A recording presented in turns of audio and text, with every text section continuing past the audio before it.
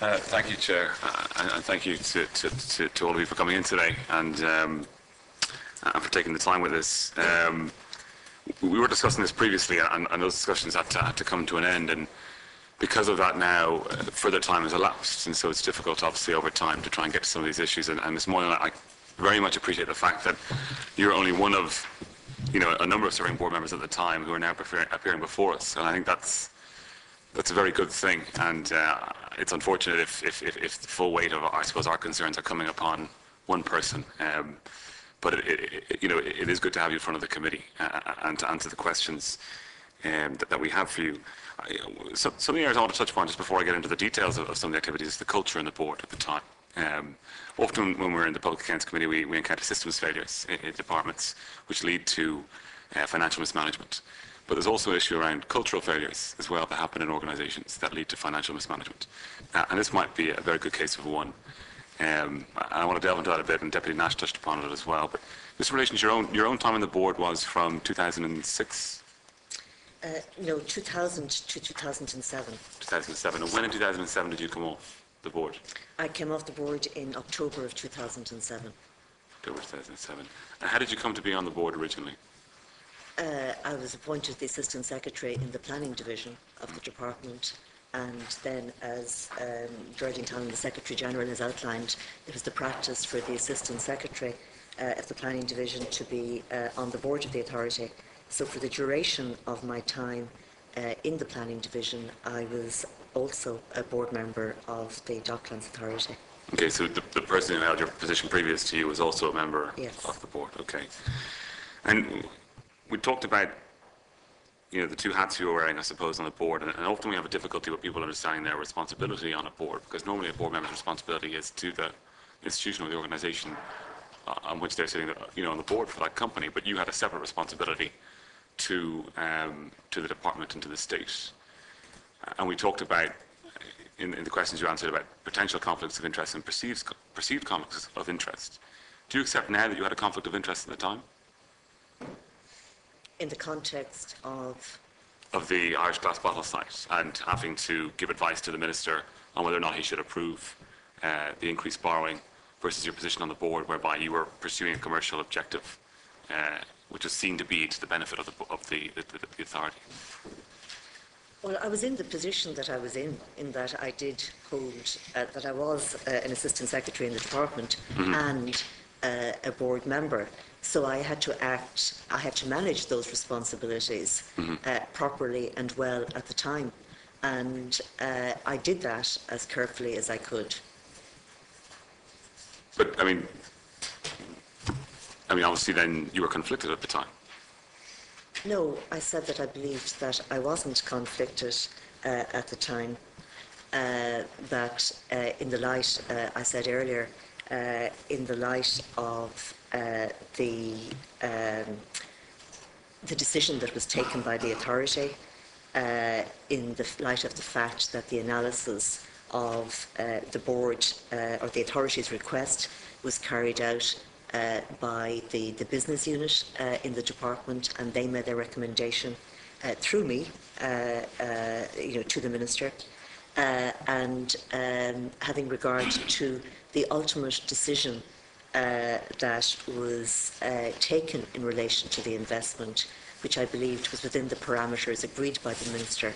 So I didn't consider that I had a conflict at the time. But approaching the decision, you had to sit down and weigh up to competing responsibilities. Is that correct? Well, this is the duty of the. This is the position I was in. So I did that as well as I could. Doesn't competing responsibilities then almost imply that there is a conflict because they're in competition with each other? Not necessarily. That is one definition, but I worked in the department in an area of planning and heritage that was complicated, that could be seen to have competing interests, and it was my job to take decisions on those and make recommendations, to advance the department's, objectives. So In relation to the particular instance in relation to the purchase of the Irish Glass bottle site, as I said before, the board was responsible for the decision in relation to the purchase, and that was not was not a matter for the department. It was not a matter for the minister.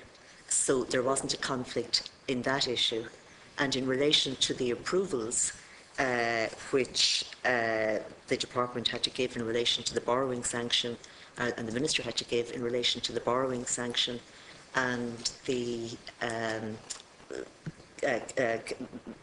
authority to enter into a joint venture, I was satisfied that that the decision that the board was recommending in that context was within the parameters that had been agreed in principle by the minister. You speak about the board, though, as if it's a separate entity, and then you're also a member of it. Yes. So you felt you were able to... I was one of the 8 members. Yeah, but do you feel that you were objectively able to step outside and say, this is what the board is doing, Minister, this is what they want? Ms. Moylan, is it a good idea? Yes, it is. We should approve. Well, this is what I had to do at the time. This was, I was in this role of being the board member and having responsibility in the department. I was in the same position at different stages during this period in relation to the Heritage Council, where I was a member of the board of the Heritage Council and also had responsibility in the department for heritage matters. And I was on the board of the Irish Heritage Trust and had responsibility in the department.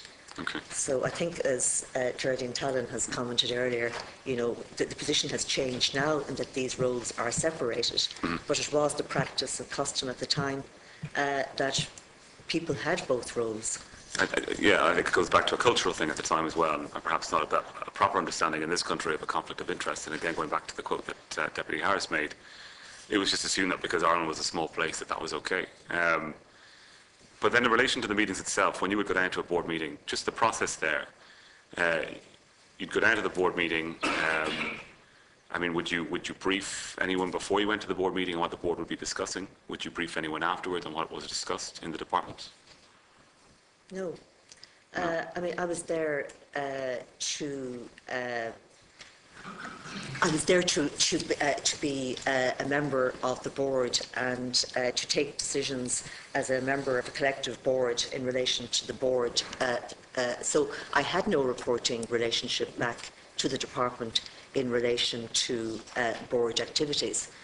Before going to board meetings, if there were issues there that concerned, say, housing policy or something like that, I would brief myself in advance to be sure that I was aware of the department's position on those.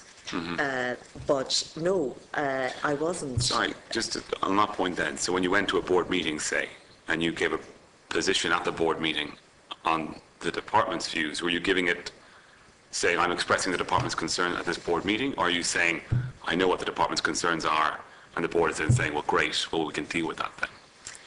I was doing it from the point of view of informing myself of what the current policy was in relation to particular issues which would be relevant to the board. But to what end then on the board was my question?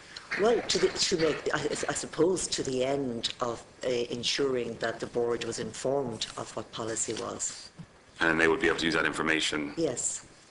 Okay, I would see that as a conflict right there, because you're taking information from the department that the board wouldn't have, but for the fact that you have 2 positions, and you're giving it to the board, and we don't know how they might decide to use that information, but they're going to decide to use it in the best interests of the authority, which may not necessarily be the best interests of the department. I'm not saying in this particular case, but it's an example. I was actually referring, though, to actual policy, to published policy, rather than any confidential information in the department. Sure. But given your position in the department, I think it's just a good example of where the conflict does arise in practice. Just to continue on, at the meetings then, would you take notes at the meeting? What would be your MO at the meetings? Would you keep notes? Would you type them up afterwards? What would... I didn't type notes up afterwards. I relied on the minutes of the board meetings as my main record of board meetings. Okay, so when you were preparing for today's meeting, did you have to sit down and go back to the minutes and try and recall? And so you're trying to do that from best memory? I went back through all of the board papers and the board's minutes to prepare for this meeting. Okay. And did you speak to any of the other board members who were board members at the time before coming into this meeting? No. No, okay, not to check and see, well, I can't remember what happened on that date. Can you remember? No. No. And did you have any outside preparation or assistance in preparing for this meeting today? Yes, I had some assistance. I had assistance in preparing for this. Yes. Could you detail that assistance, please?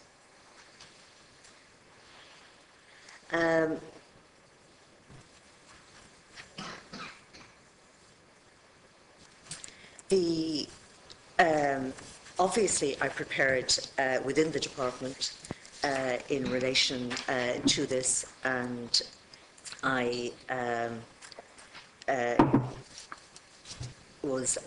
I checked basically with people. I obviously got all the files and all the papers in relation to that, and I also had some legal advice. Legal advice.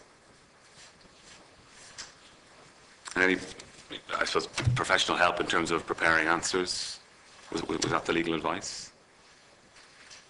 I did prepare for this meeting. On various occasions, I've had training on presenting, and I refreshed myself on this before coming to this meeting. Okay. And who would have paid for that? I paid for it. It wouldn't have come from department funding? The legal advice is being paid for by the department. I paid for the training. Thank you.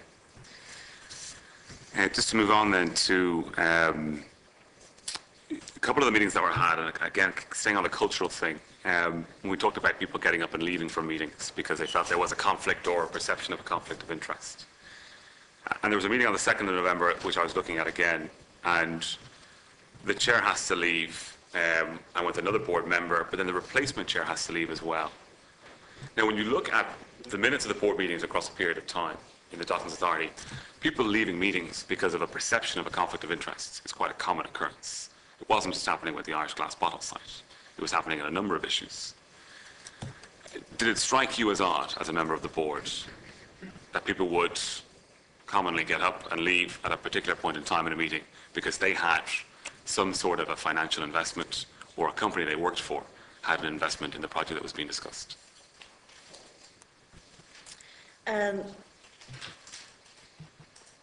People did declare conflicts of interest, and the vast majority of those related to professionals on the board, whether architects or engineers, who had professional relationships in relation to specific transactions. So, I think, as I said, previously, the people appointed to the board were professionals, and it wouldn't be unusual that they would have a conflict in relation to particular transactions. And I think Professor Brennan noted that fact when she appeared before the committee previously. Was the department responsible for appointing people to the board? The Minister appointed people to the board. The Minister in the Department of Environment? Yes. And on what basis were they appointed? I mean, was it just a ministerial decision, a political gift that it might be described as? They were appointed by the Minister in the way all ministerial appointments were made at the time. Which was, I wasn't here at the time, sorry. How were they made at the time?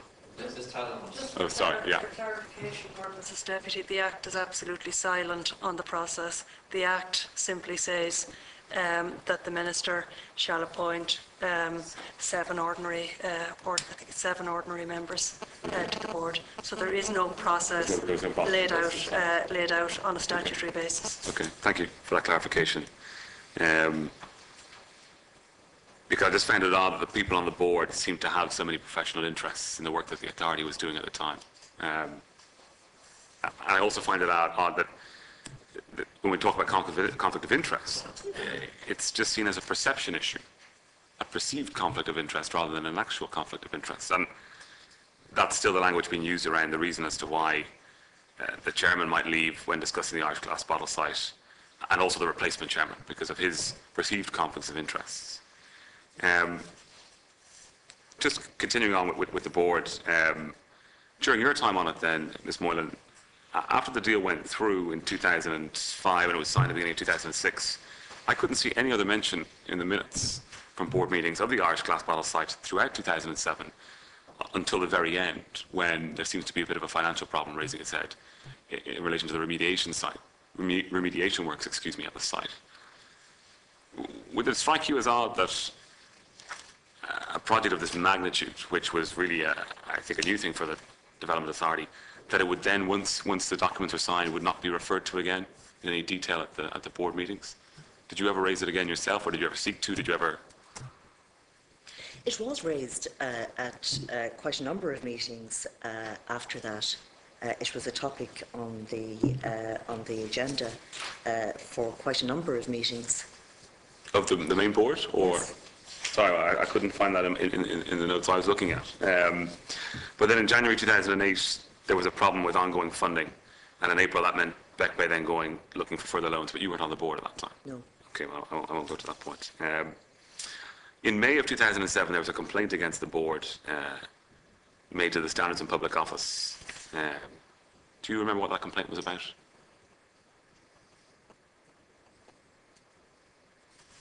No, offhand I don't know. No. Okay. The complaint was made by Mr. Michael Smith, and it was then addressed on the meeting of the 11th of June 2007, in which board members were circulated and I think informed of a letter sent on the 9th of June to SIPO, making a response to the allegations that Mr. Smith had made. But you don't recall what that was about? In preparing for this meeting, I read the papers relating to the Irish glass bottle site. I don't recall reading the minutes in relation to that particular meeting. Okay. Chair, it'd be interesting to try and find out what those complaints were about. I don't actually have the detail of that, but my recollection is that it was a complaint in relation to conflicts of interest. That sounds very relevant to what we're discussing today. So if we could get that detailed information, Chair, I think it's very relevant for our next meeting. Okay. Just look into that and I'll report back to you. Thank you very much. If I might then just jump into a bit of detail, Ms Moylan, as the process, and Deputy Donaghy's already discussed some of it, but I just had a couple of additional questions. My first question is in relation to Mr McNamara. Did he approach the Development Authority, or did Mr Maloney approach him?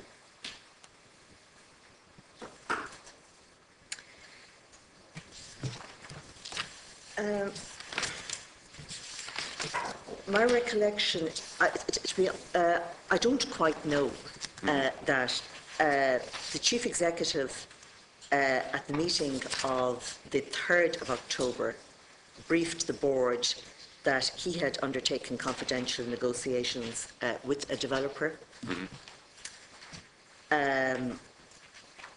The authority, the board agreed that he should carry on those negotiations, and if those were unsuccessful, that he could have discussions with other developers.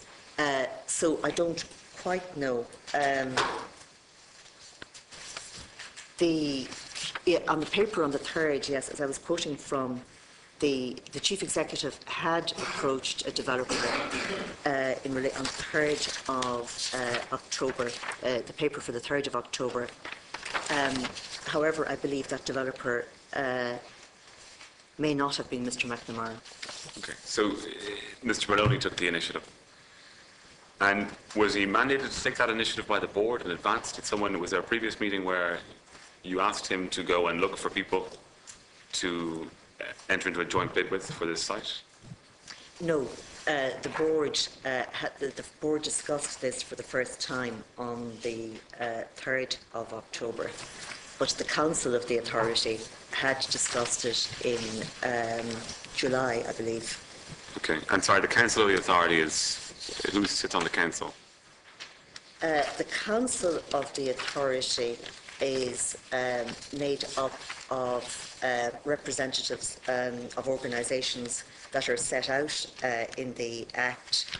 They represent the community, the City Council, various other professional organisations, and there was one member from the Department of the Environment. Okay, thank you. And then, sorry, yeah, I can see the interest from the commercial side, the private side, because if you go in with a joint bid with Docklands Authority for a site under their remit, of course, then your bidding partner can fast track planning. So I can see the benefit from that side potentially. I just can't see the benefit from the authorities side of getting involved like this. Was that issue discussed at the board meeting of the 3rd of October? It was discussed. As I said in my opening statement, the authority was involved in trying to deliver the regeneration of the area and improvements in infrastructure and achieving the social and economic development of the area. And yes, it did this partly through its planning function, but the authority's experience was that it was much better at succeeding in delivering the less commercially viable development. It was much better able to achieve that where it actually had ownership of land. You were concerned about, I think, other people coming in and land banking the site, buying it and then not developing it, which would be of no use to the purpose of the authority and what it was trying to achieve in the area. Yes, yeah. that is one instance, and the authority had been the underbidder for the adjoining site back in 1999, and it still hadn't been developed.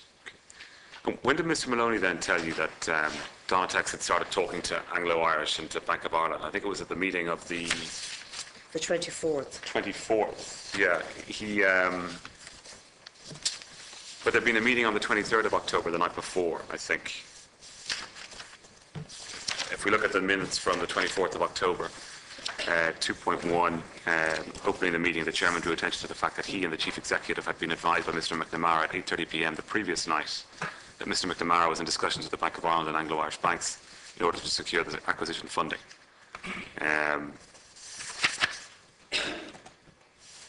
And at 2.4, the chief executive confirmed that all the negotiation and preparation of documentation by the executive had been virtually completed before the issue arose.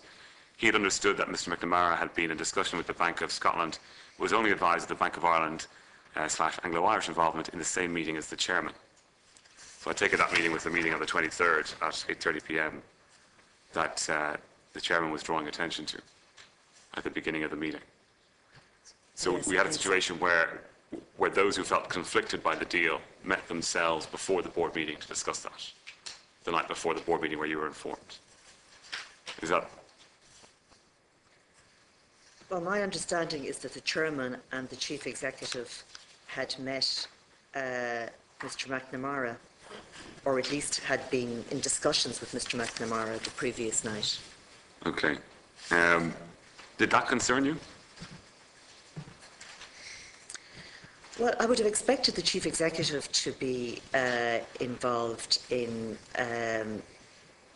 the chief executive to be involved in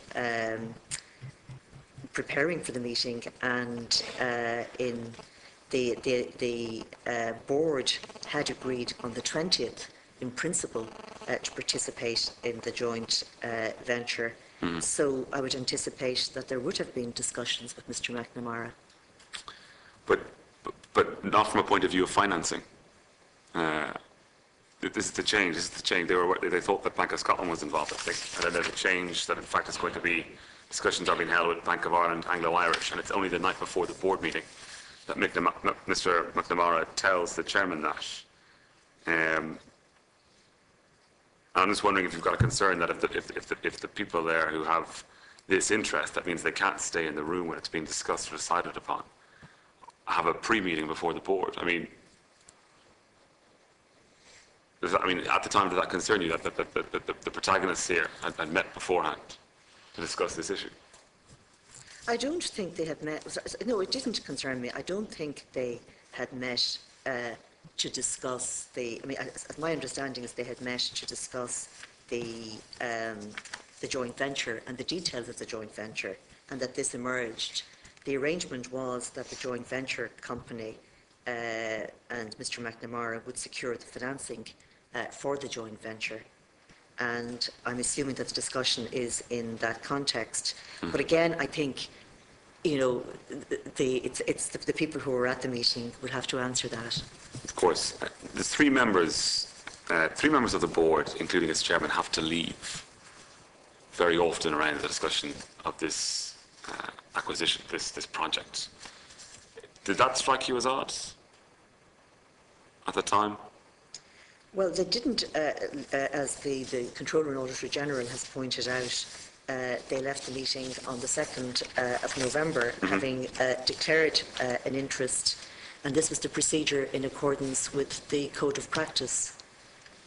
But it didn't strike you as odd at the time that 3 members of the board had such an interest in such an important deal, and again, it's 3 out of 7. It was the nature of the makeup of the membership of the board.